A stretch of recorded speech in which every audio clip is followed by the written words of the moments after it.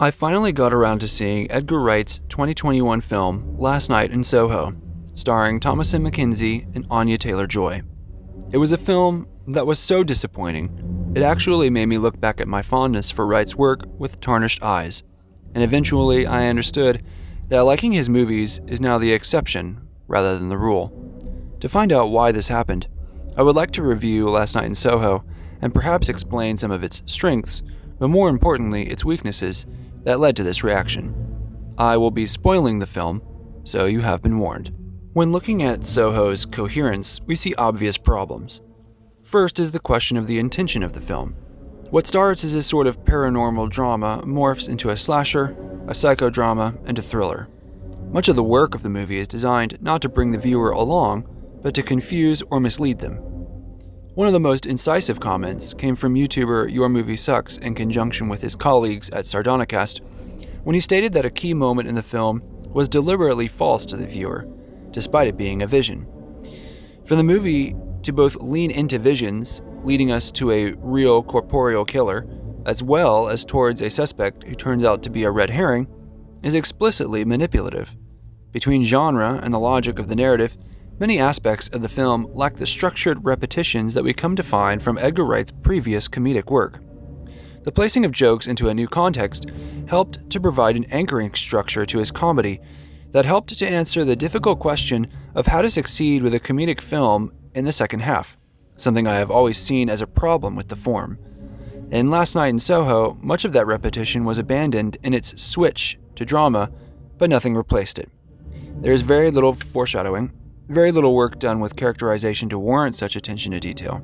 Instead, many viewers are forced to be subjected to each turn of the plot without having any sort of buy-in. The resolution of the film is truly remarkable for its unbelievability, its melodramatic tone, and both of these stem from a viewer who is not ready for these truths for the film. What the film sets up rather admirably in the first half, it could not act upon. For Eloise, we know that the crux of the film has to do with nostalgia and its painful counterpart in reality. Unfortunately, little is done with it. A 2 out of 5 is easy to conclude for Coherence. Like my similar reaction to the ending of Hocus Pocus 2, Last Night in Soho does not land the ending, and flubs it so bad as to cause confusion from the audience. While an action scene like Top Gun Maverick produces hand-clenching tension at what is effectively actors sitting in a cockpit and emoting, Last Night in Soho features repeated zombies that look drab and are featured in a twist that reminded me of the worst Doctor Who episodes. Much of the tension of the film is muted by the hokey zombie aesthetic, as well as a pulp sensibility towards violence. Many of the glamorous and sweeping shots are also used in what are supposed to be thrilling or horrific scenes, and conflating the two to produce a too slick experience, one that is not grounded. Any attempt to put our protagonist into trouble is mediated by the film, sometimes by characters literally stopping our protagonist from causing violence. Eloise, regardless of whether the visions are real or not, is in a precarious place by the end of the film, but all of this is swept away with a fun ending. A kind of emotional rug pull of this kind is not looked at with pleasure from an audience. It is instead deflating. We wonder what the point of it all was. While the second half of the film produced this astonishment, much of the beginning of the film establishes quite a lot of good tension and escalation, though parts of it felt a little too repetitious. Much of her problems with her fellow classmates was quickly dropped for another genre of film. While Black Swan managed, for example, to actively include colleagues like Mila Kunis into the central dilemma for Natalie Portman's role, this duality did not occur with our Eloise. It could have occurred with Anya Taylor-Joy, but this dichotomy was not explored. As a result, Ellie is an observer in her own story. A 3 out of 5 is adequate here. Last Night in Soho could have been a complex film. While other films that address nostalgia, such as Woody Allen's Midnight in Paris, offer more of a fable with a very direct lesson, Last Night in Soho could have been far more ambiguous.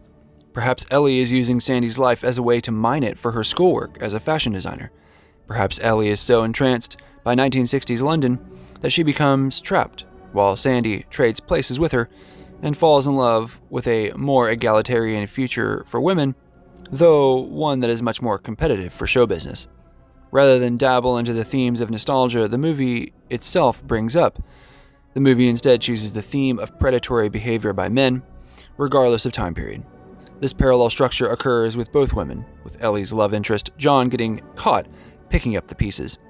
The film is careful to answer only the questions it wants to, leaving other opportunities, like Ellie's relationship with her mother, strangely absent, though there is a heavy emphasis on it.